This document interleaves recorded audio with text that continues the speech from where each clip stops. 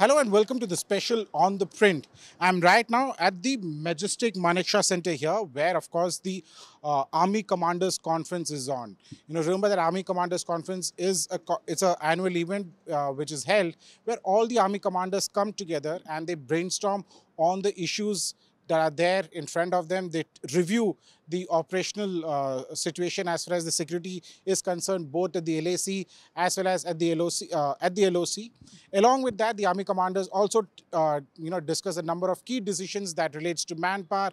For example, right now as we speak, they're talking about the Agniveer scheme that has been introduced.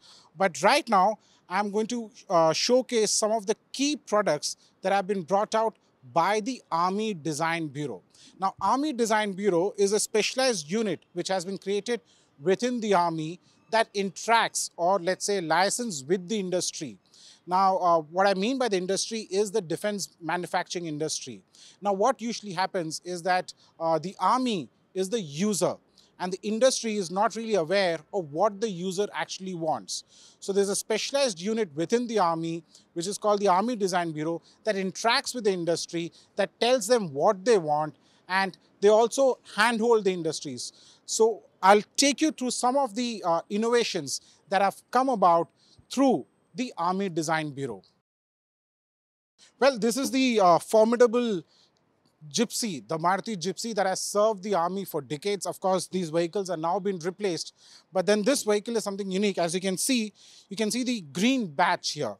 This is the Gypsy Electric. No, the Maruti Suzuki is not making electric Gypsies anymore, but this is a innovative product by the Army Design Bureau. Now, why I say innovative is that this is an old Gypsy which would have been phased out in a normal course of time.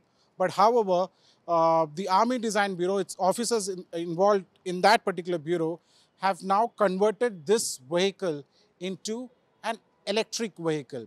Now, I have with me Major Vikas Goel. He's of the ASC, who is the man behind this whole technology. So we'll try and understand from him, how did this actually happen? So Major, how did you convert a normal diesel Gypsy, a fuel-consuming Gypsy that is to be phased out, into an electric vehicle? Yeah, retrofitting is the process of converting an internal combustion vehicle into electric. So in this process, what we have done, we have removed the engine, fuel tank, exhaust, and all the allied accessories, and we have replaced the same with the 21.7 kilowatt battery, motor, and then allied electronic parts. So now I'll brief you about the technical specifications of this vehicle. So the range of this vehicle is 120 kilometers in single charge. 120 kilometers in single charge? Yeah. So, and the time taken for charging, 80% battery gets charged only in 54 minutes, and rest of the battery complete charging takes 8 to 9 hours. And the top speed achieved is 70 kilometers per hour. So, this Gypsy is the formidable vehicle of the Indian Army. I've traveled in this Gypsy multiple times on mountains, rivers, everything. So is this electric Gypsy capable of the same performance as the regular Gypsy? Yeah, in phase one, as of now, we have tried and tested this vehicle, retrofitted electric Gypsy, in peace establishments. So as of now, we tried the gradient of 27 degree and it was successful. So in phase two, it will be tried in hilly terrains, and then we'll see the performance of this vehicle. Engine has been removed and we have replaced it with, this is called PCU, Power Control Unit. This is the brain of this complete electric Gypsy. And here we have placed PCU, and below that is the motor. So the capacity of motor is 18 kilowatt, and in peak times it is 35 kilowatt. So this is by Tadpole, powered by Compass. Tadpole is a startup from IIT Delhi. Yeah. So Indian Army, in collaboration with the Tadpole projects, that is a startup based at IIT Delhi. So we have together we have done the design and testing of this vehicle, and finally the product of Retro Gypsy has been achieved. A soldier has to constantly train himself, and when training, it's not just about physical training, but also that he has to keep firing his weapon. But the firing will also involve cost. It involves not just in the wear and tear of the rifle itself, or a pistol, or let's say the sniper rifle, but there's a cost involved in terms of ammunition that is there. So now the Army Design Bureau, the Army has come out with a simulator that allows a soldier to fire a regular weapon through a system of lasers and gas. And right now they have it with the AK-47s and the AK series, but they also are introducing in the carbine, in the INSAS, as well as the 6R716. Remember that these are rifles that was procured from the US under emergency procurement. I have with me Lieutenant Colonel Madhusudan Upadhyay. He's from the core of the EME to tell us about this particular system that has been developed by him. So, how is this beneficial for a soldier? The system allows for a soldier to train using simulator based training on his basic range courses and on the counter-terrorism and counter-insurgency operations. It allows for training with his own service rifle, which ensures that he brings confidence in his weapon, allowing him to improve his drills, allowing him to understand the mechanics involved in taking aiming and shooting accurately. We have the basic range courses, which are the mandatory for the army personnel, and operations such as CASO, SADO, ambush, and patrolling, which are utilized for training a soldier in different terrains. We also have the option to have different climatic conditions, rain, fog, snow, different times of day from morning till midnight. We have the different terrains such as the high altitude area, built up area, riverine terrain, the deserts. We can train our soldier on all different terrains as per the requirement of the army. And this is, for example, this is an AK-47. I picked this up earlier. This weighs like an actual AK-47 itself. This is an actual weapon. We have our intent is to design systems which are fitted into the in-service weapons. The weapon that you picked was an actual AK-47. We are designing systems which can be fitted on any in-service weapon, whether it be the 9mm pistol or carbine, whether it be the 5.56mm INSAS rifle or LMG, the 7.62mm AK-47, the newly inducted 6-AUR rifle, Negev LMG, the sniper rifles such as the Dragunov or the Sako sniper rifle. Our endeavor is that any soldier trains on the weapon that he has been assigned to. So, for example, this is an AK-47. This, of course, has the laser. I'm sure there are tweaks that have gone into it. What is the cost involved? The cost of the system depends on the number of lanes that you are using. An average weapon costs way lesser than a system that is used outside. The cost in terms of saving the ammunition is immense. There is no comparison as the compressed gas is used and it can be refilled multiple times. Further, there is no health hazards involved in the system.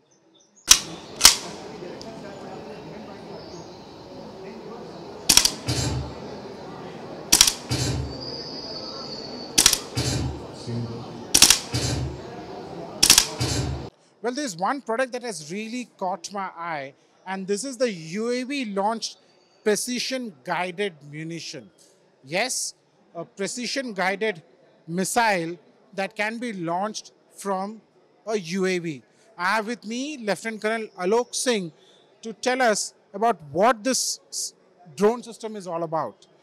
So, Colonel, how did this whole thing come about? In the sense, what's the idea behind this particular drone launched precision guided munition?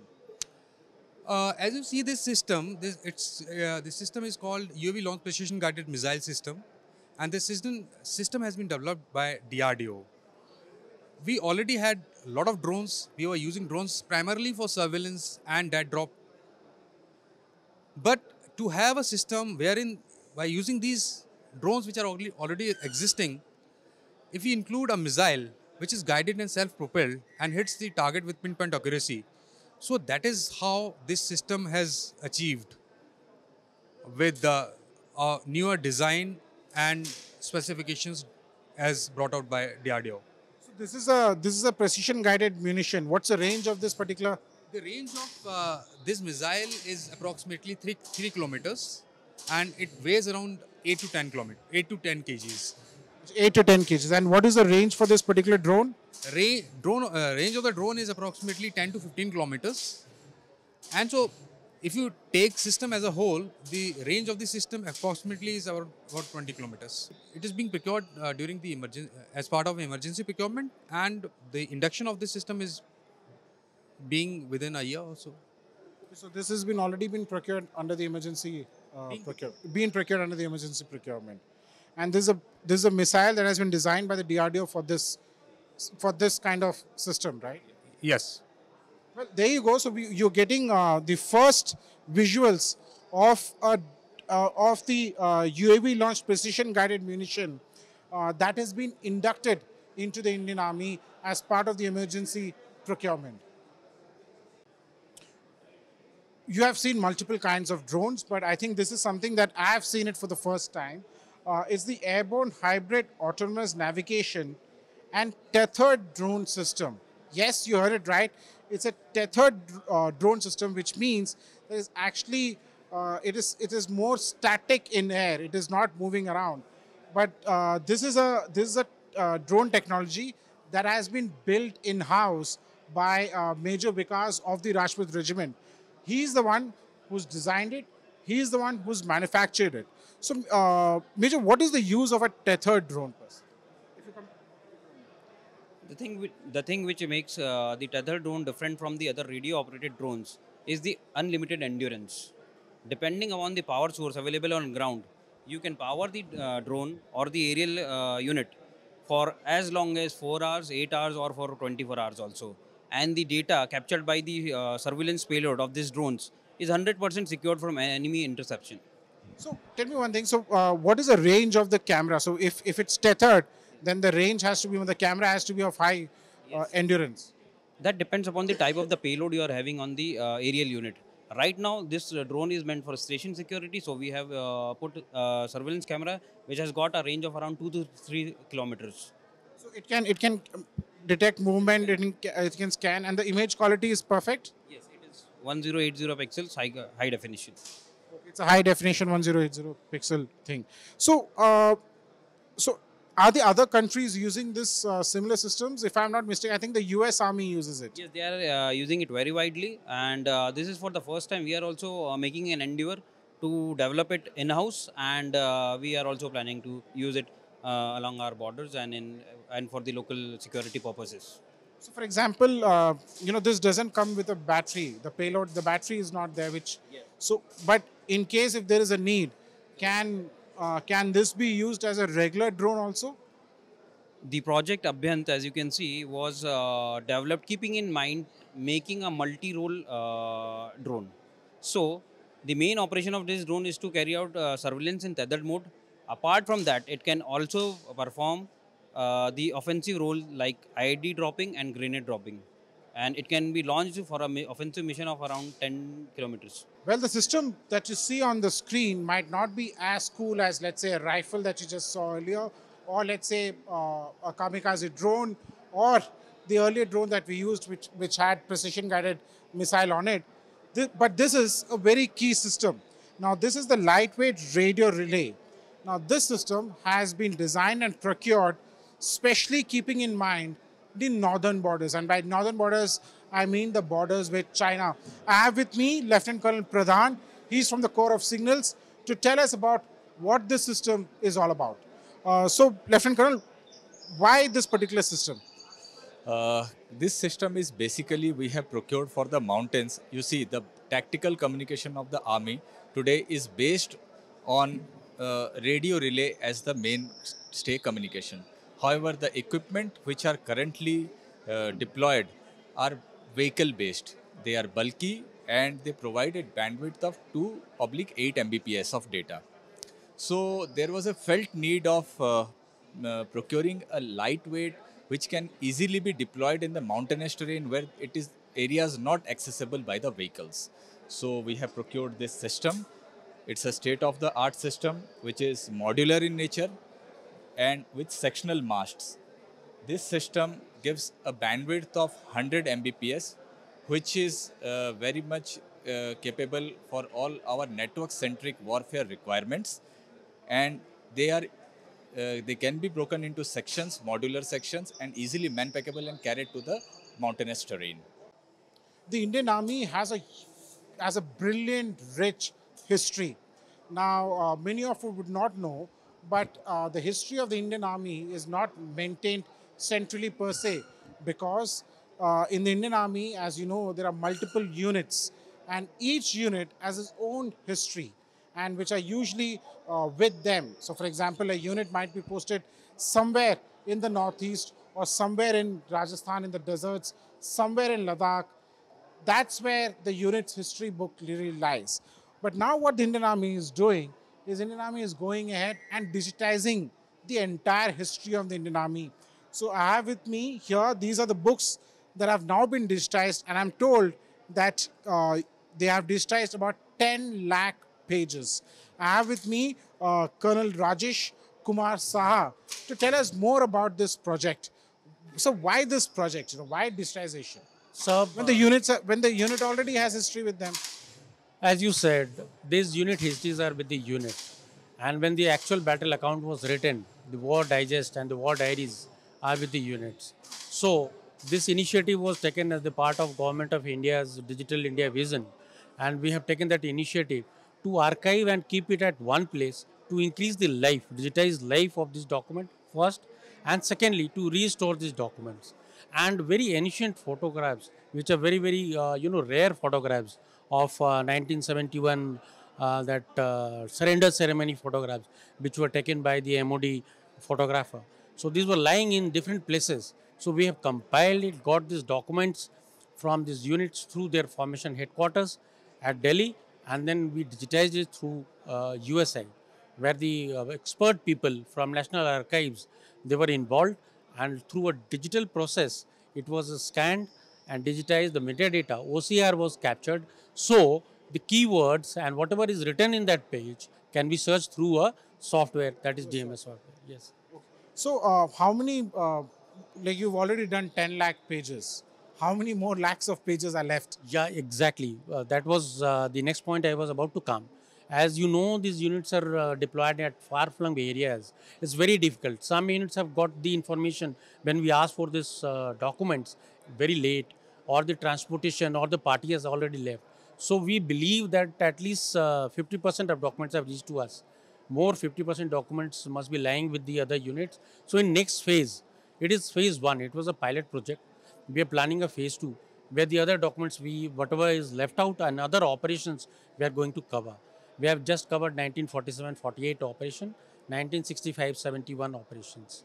So we are going to cover more operations. So which means there are more operations, like for example the IPKF or Operation Meghdoot, or or when we went to Maldives.